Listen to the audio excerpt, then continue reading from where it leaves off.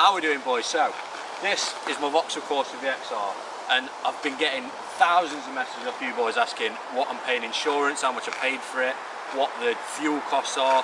So pretty much I'm just going to give like an introduction to the car and go over everything that you boys have been asking and what pretty much you need to know if you're looking at buying one of these. She's a Vauxhall CORSA VXR 2008 red, obviously, and at the minute she is on 83,000 miles, and I picked this car up for £3,795, which I didn't think was bad. Full service history. It only had nitpick things on the advisories of the MOTs.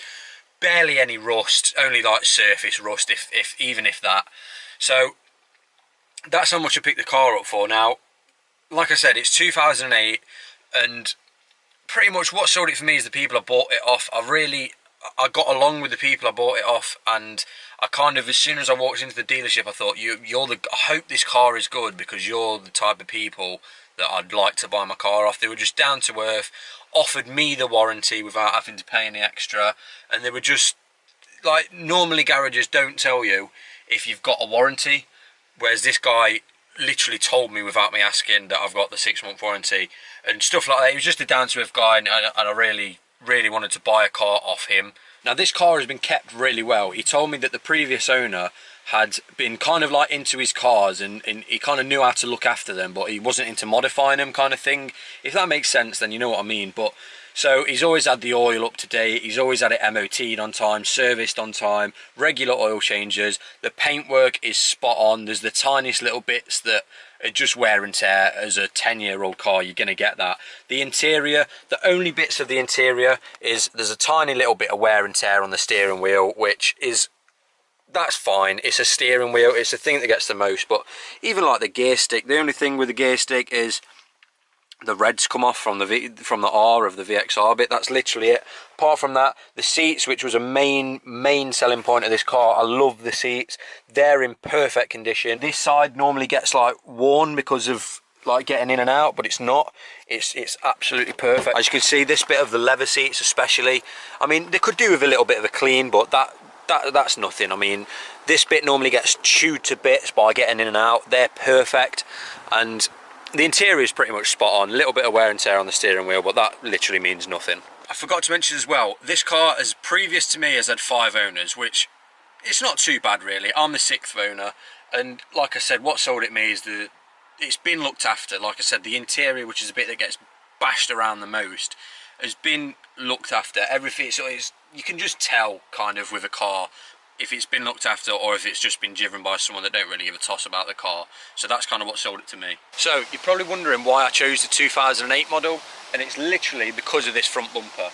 Now, well, grille should I say.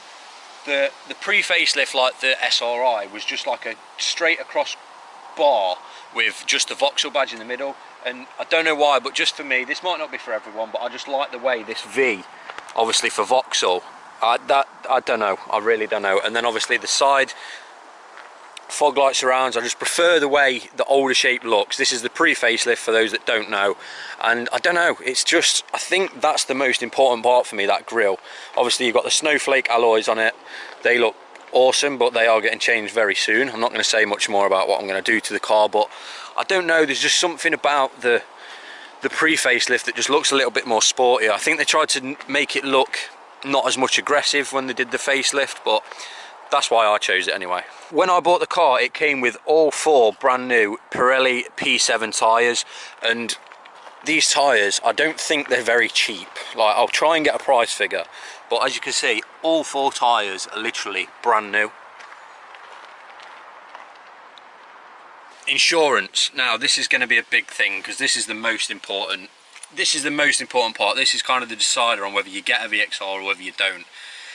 Now, I could have carried on using the SRI for a bit longer, and the insurance would have dropped on this, but I've got 2 years no claims. I've had an accident on my provisional license on a motorbike, which most insurance companies aren't bothered about. They're not too fussed on that, especially the ones I've called. They literally don't give a fuck. So for me, the SRI my location in Nottingham was £1,400. Now this has gone up to near 2 grand for insurance, 1,800, and that's just without mods. What? I don't give a fuck. Yeah, someone decided to park literally right next to me, but yeah, without any modifications declared, or because this is obviously stock at the minute, it's around £1,800. Now my insurance, and what I did with that before I carry on, is I took it from the SRI and put it straight onto the VXR. So I think next year what I'm going to do is I'm going to go with a modified insurance company, so I don't have to keep paying extra every time I do something to this car, because it's just hassle. So I'm going to go with modified insurance next, and I'll update you boys on what that is going to cost. So the question is, why did I choose a Vauxhall Corsa VXR when you could get cars that do probably a lot more for relatively the same price? Now, first reason being is because I wanted one of these before I got the SRI. I've always liked the shape of Corsa VXRs. I don't give a fuck about the reputation or the stereotypes. That just means nothing to me. That's just kids that ain't got one that are jealous. That's all that is. I love the shape. I love what they do. I love the power delivery of it, which I'll go on to in a minute. But there's something about it. I don't know. Obviously I really enjoyed my SRI, and this is just the best upgrade you can go from. And not even that, boys, the main purpose I got this is this, YouTube. It'd make most sense to go from a Corsa to a Corsa VXR, then maybe in the future, I'm not giving anything away, but maybe even go up to the Astra VXR, which is like the big brother of this. Now, I'm a big fan of Jap cars, so as soon as I can get insured on something like that, I'm going to just take it and go for it. But for now, this is literally the best I'm going to get, and it's perfect for me. It's everything I want. It's 192 brake horsepower, and it's just everything I need in a car and want in a car at the minute. There's nothing that would have compared or kind of in the same category that I'd prefer, if that makes sense. So that's the reason I went for the Vauxhall Corsa VXR. Things I'm going to do to this car now. This might end up going into a separate video, but I've already ordered some new wheels. I've ordered a front splitter, I've ordered strut mounts, I've ordered lowering springs. That should all be going on the car this week. So after this week, the car should change completely. I mean, at the minute, compared to my SRI, this doesn't look very good at all. When I parked them next to each other, the SRI just looked so modified, it's unbelievable. And I didn't actually do a massive load of things to that. But yeah, the plans for this car are to go quite far with it. Now, in the end, maybe I'll get it forged. Like I said, at the minute, there's nothing I want more than a Corsa VXR. A lot of my friends have got them. Lee likes them. Like I said, they've got the stereotypes, they've got the reputation, but take that away, these are sick cars. Now, you've got the piston 4 problem, which, if treated well, you can avoid that. So I'm gonna treat it the best I can.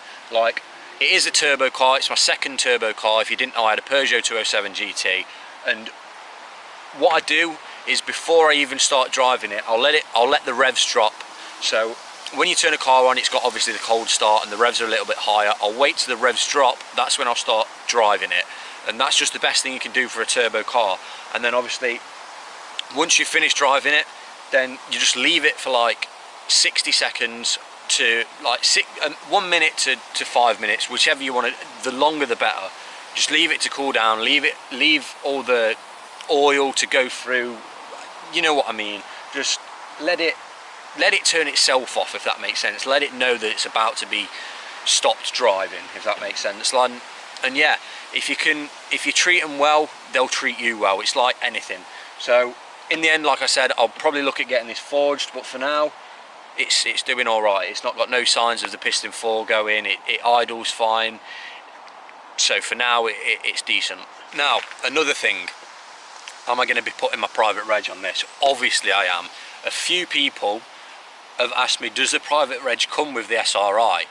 No, no chance on this earth. That private reg is worth more than the SRI and more than this. Private reg will be going on this as soon as possible. I think I'll probably do it tomorrow, which will be Monday. But yeah, going down to the exhaust, what I'm going to do, I think first of all, I'm going to get a back box delete, but I'm going to get it done properly. There's going to be no corners cut. I've found a place that will do it really well. Not that Lee does it bad or anything, but like, I could get the tip included and stuff like that, and it just makes sense to go with them. Lee is going to be fitting my springs as well. He's going to be doing a lot of stuff to this car, helping me out.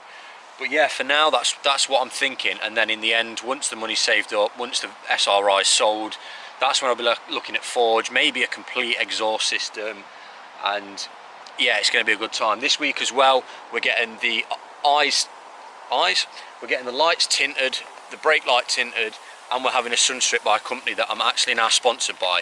So I'll mention more about them on Wednesday, which is actually, I've got to make 2 videos on Wednesday. I'm getting the car lowered and we're getting all the tinting done. He's given me a sun strip with his name on it.